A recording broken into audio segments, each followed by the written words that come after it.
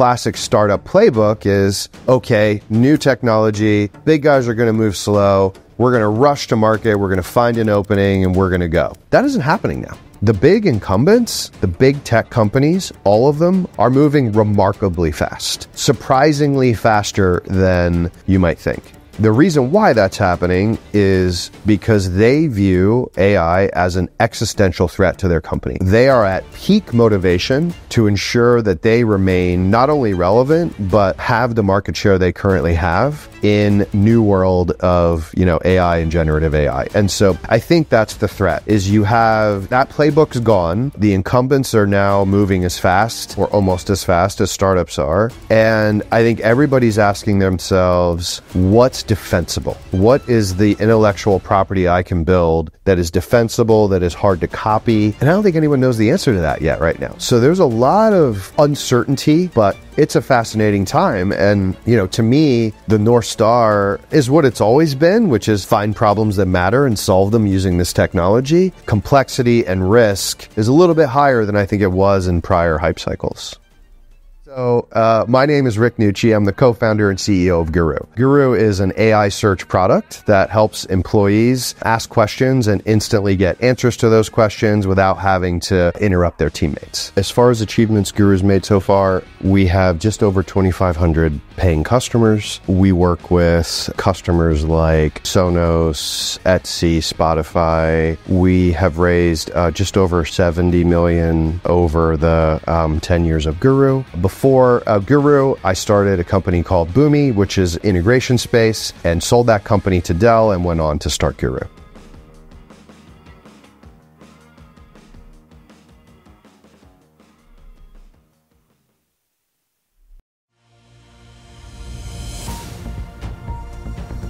In the past year, we've seen an influx of SaaS companies building AI products and features, but a key piece was missing: context. For your AI application to be production ready, the underlying LLMs need access to customer-specific contextual data through native integrations. And Paragon enables just that. AI software companies, including AI21, Prion, and Writesonic, use Paragon to ingest data, both structured and unstructured, from dozens of their users' other applications. This enables them to focus their engineering team on core competencies, not integrations. The results? More feature adoption, customer upsells, and retention. Scale your AI apps integration roadmap today. Learn more at useparagon.com/EO.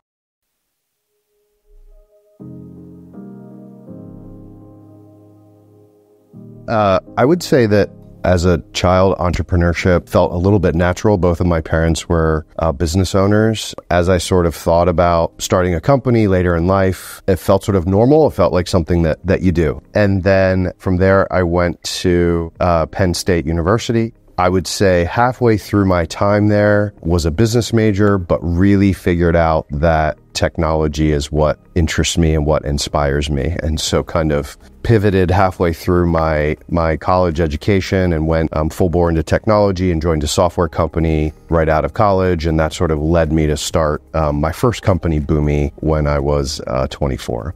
Boomi was, interestingly, kind of grew up in the last kind of big hype cycle. Back then, it was moving to the cloud. And, of course, you had Salesforce.com kind of leading that way, but it ended up becoming an industry transformation. And so Boomi was really built in that time. We were trying to solve the problem of integration, which simply put is how do you automatically connect and move data between enterprise applications? Really, it was the kind of move to the cloud that happened at an industry level that created tailwind for Boomi. What we said was the bet that we made, if the world kind of moves from on-premise software to the cloud, the way that those systems are integrated is going to fundamentally change. And so let's build for that future that will put Boomi in a very kind of unique and exciting position. And I would say it was a bet. I would say it was a bet that ended up paying off, but that was the business Boomi was in. Boomi was acquired by Dell in 2010 and later sold out of Dell to private equity for just over $4 billion a few years ago, and now runs as an independent business again.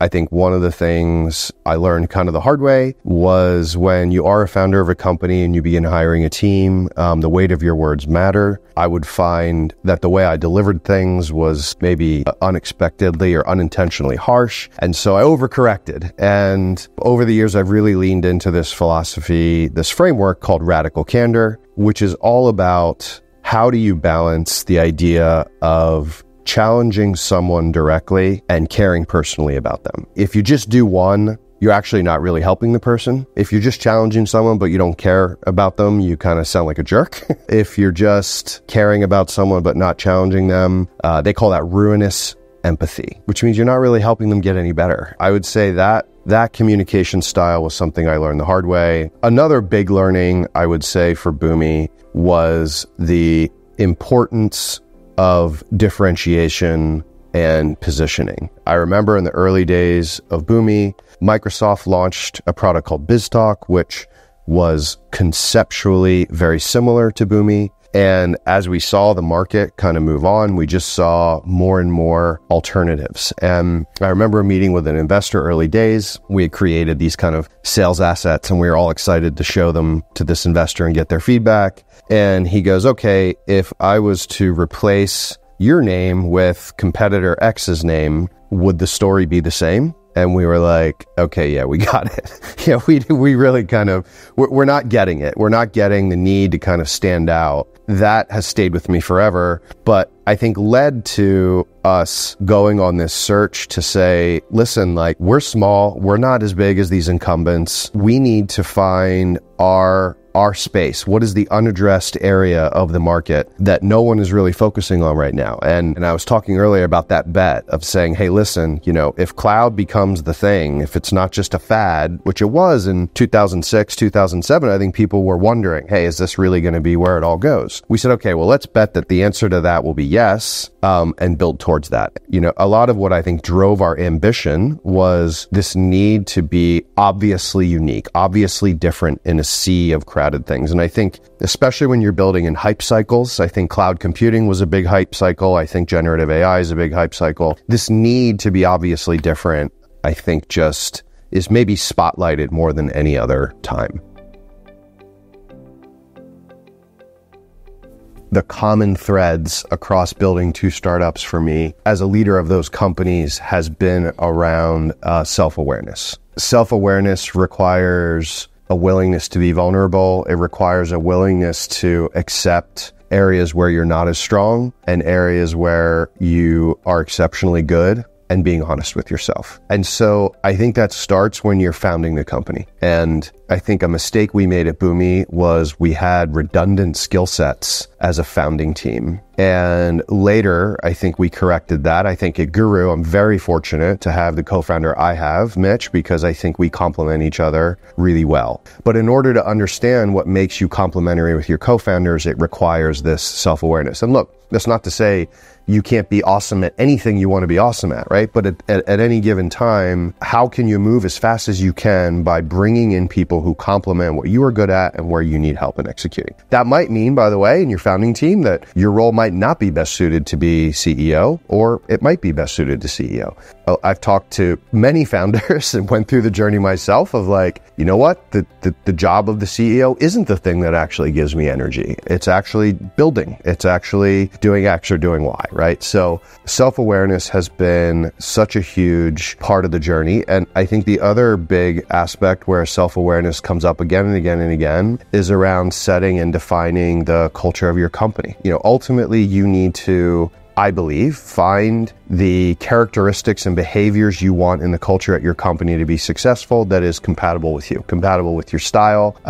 If you're introverted, you as a founder, you are unlikely to have a thriving extrovert culture, or you can, but it might feel very unnatural and uncomfortable to you. You might accept that, or you might decide you don't want to accept that, right? And these are all of these kind of self-aware moments.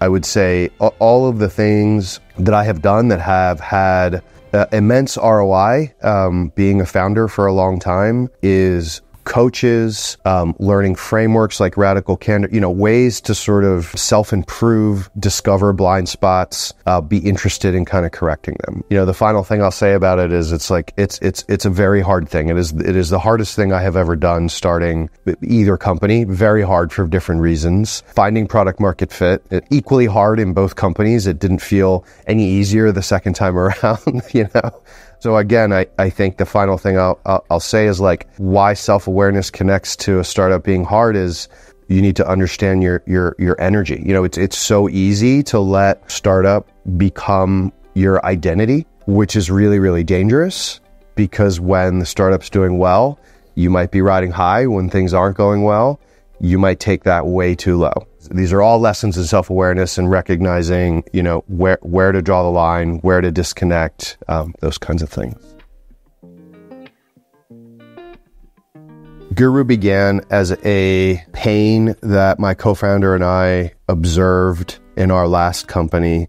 So it's one of those startups kind of born out of personal pain. We saw the problem, we lived the problem firsthand, and that was this idea of knowledge sharing and information access in a company. That regardless of what your job is, a big part of it is finding information quickly and easily to be able to do your job effectively.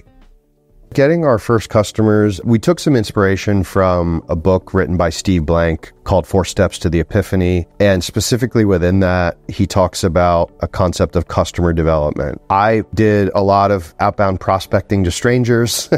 In the early days, I talked to some friends, some people I had worked with in my past life, not because I had anything to sell them, but more because I wanted to validate the problem. And that was a learning straight out of this book. I think the most important first step is not the actual solution you're building, but the problem, and does the problem matter? And is it a must solve problem or is a nice to have problem? So for example, one of the things we would always do when we would first meet with people in this phase of what I would call problem validation is we would take 5 or 6 things that were problems and we would say, okay, take a look at these. I can explain these problems to you. For example, a problem in this list would be something like my sales team is not performing as well as they could because it's too slow for them to find information to get back to customers. That would be an example. And let's say there were 5 or 6 of those. And then we would say, okay, rank those problems from most important to least important. And ranking, I think, was a really helpful exercise because one of the things I find still is surprisingly difficult is people default to nice. So people don't want to crush your hopes and dreams by telling you that the startup you're working on is no good and is never going to go anywhere. You want to hear the things that aren't resonating or aren't landing or don't sound important or whatever the problems are in this person's mind, you want to get it. So I found it surprisingly hard to disarm the person. We would sit down, we still just sit down and be like, you cannot hurt my feelings. There's nothing you can say that will hurt my feelings. So tell me anything you don't like about that, that sort of thing. And so ranking was an organic way to do that because I could put this list in front of them and say, rank these in order of most impactful to you and least impactful to you. We probably did that 50 times. Anyone who would meet with us that worked broadly in the domain of businesses that we worked at. So getting out, meeting people, talking to them, not even selling them anything, just explaining the problem we're trying to solve and trying to quantify and understand the impact and what matters. And through that work, through those 50 coffee meetings, that was like literally the goal we set in the first quarter of the first year of the company, came those 2 learnings I talked about, came those 2 things I said that still to this day matter out of all those conversations, which is the problem is my team already works in a lot of places. They need to bring that all together into one experience. Problem 2 was, yeah, we've tried things like this and it just exposes inaccurate content. And so they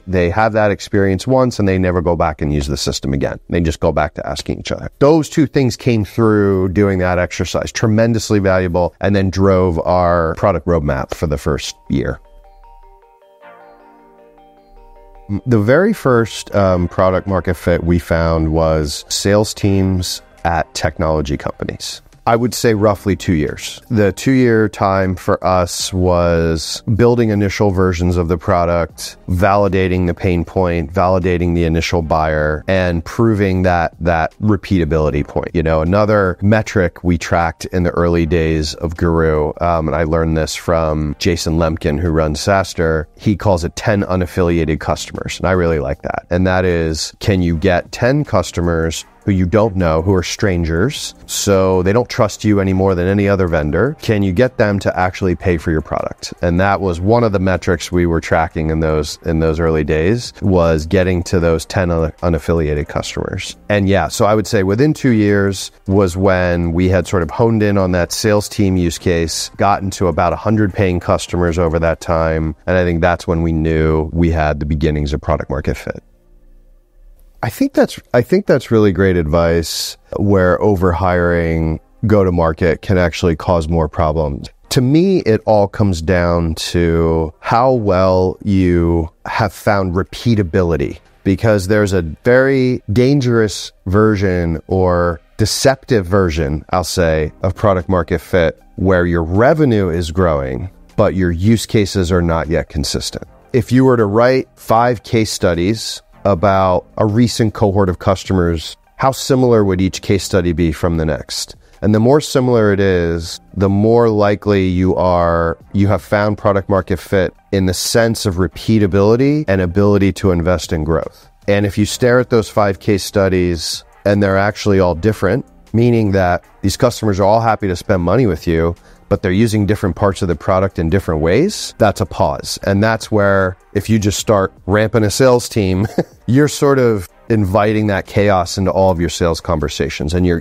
going to be asking your salespeople to have to constantly be pivoting. And Guru's gone through these mistakes in our early years. We were too inconsistent in our repeatability. I think one of the check marks in product market fit is around repeatability, that you understand the buyer, why they've bought it, and it's similar enough that you can tell that story and get your next 10 customers through that story. Then I think you're on the path to scale.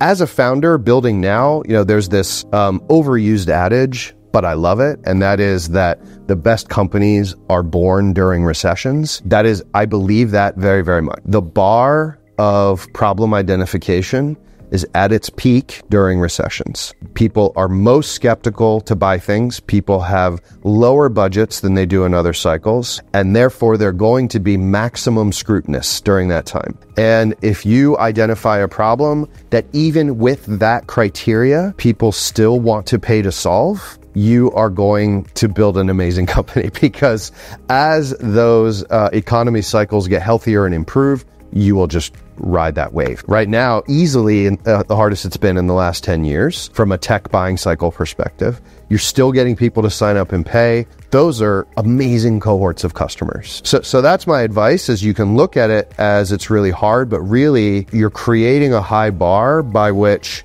every customer you get that pays you is worth 5 times what it might be when it's boom times and people are just throwing money around and trying different products, and it's relatively frictionless to sell. Hopefully lands as a motivating statement, because at least it's motivating for me. I started Boomi when I was 24. I briefly worked at Dell and then started Guru again. So, over the last, 20 plus years, it's really all I know. And so despite the really hard times that come from startup, it is something that I genuinely enjoy doing. I genuinely love to be able to say, like, hey, this is a problem. This is a thing that should exist. Like, let's actually manifest that into the world and make it exist and see if we can make it something that people will care a lot about. So I check in with Mitch, my co-founder at Guru, about once a year and say, hey, could you see yourself doing this for the next 10 years? And as long as we both say yes, then, I think we're on the right path.